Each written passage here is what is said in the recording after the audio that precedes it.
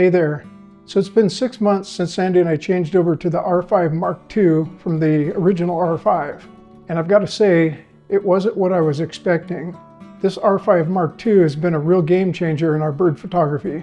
So today I'm going to do a 6-month review of this camera and share with you why I think it might be the ultimate tool for bird and wildlife photography. If you're into bird and wildlife photography or just curious about the performance of this camera, stick around and I'll share with you my experiences with this incredible piece of technology.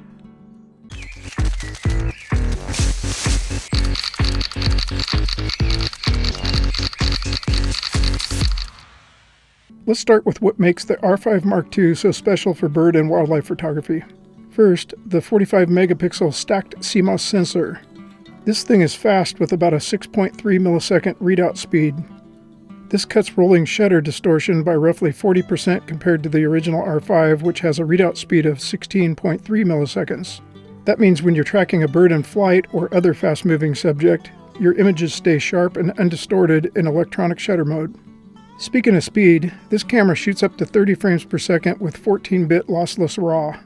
That's a huge jump from the original R5's 20 frames per second at 12-bit RAW. More frames mean more chances to nail that perfect wing position or fleeting action.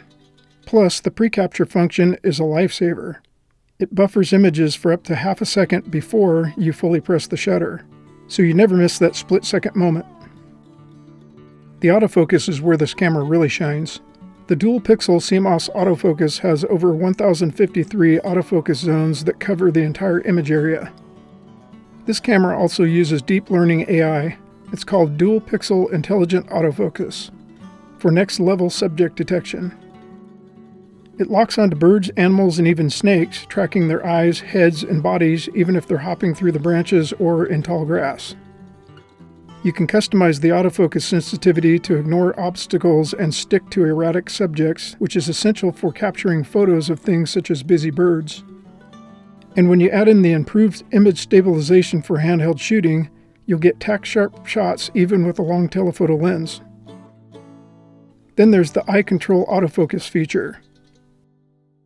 I've tried this mode and it's really not needed with the already amazing autofocus capabilities when set up with back button focus, in my opinion. It's fun to try out, but I'm not personally going to use it. So how does the original R5 compare to the R5 Mark II? Both of them have 45 megapixels and excellent autofocus, but I think the R5 II takes things to the next level. The backside illuminated stacked sensor is the big difference with its faster readout speeds. This means 40% less distortion for fast action, which is critical for birds in flight. The R5 Mark II also has a pre-capture buffer, which is something the original R5 just doesn't have. And the jump from 20 to 30 frames per second gives you more shots to choose from, and the 14-bit RAW provides more detail for post-processing. So the original R5 isn't out of the game. It's still a fantastic camera with excellent animal eye detection and autofocus capabilities. But for fast-paced wildlife, the R5 Mark II's speed, advanced tracking, and pre-capture make it the clear winner. So what's been my real-world experience with this camera?